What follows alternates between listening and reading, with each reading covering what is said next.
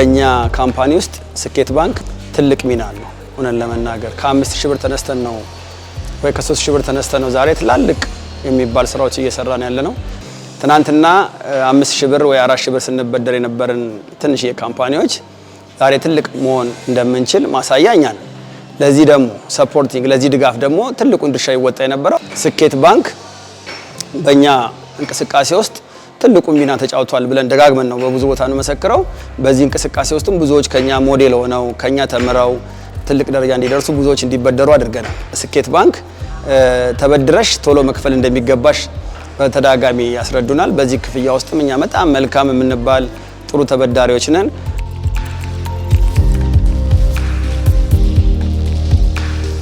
ስኬት ባንክ ለብዙ ወጣቶች ፈርቀዳጅ ነው። ለምን ብትይ በጣም ከትናንሽነት ተነስተው ከ5000 ብር ከ4000 ብር ተነስተው አሁን ትላልቅ ብር እየተበደሩ ያሉ ሰዎች እንዳሉ አውቃለሁ።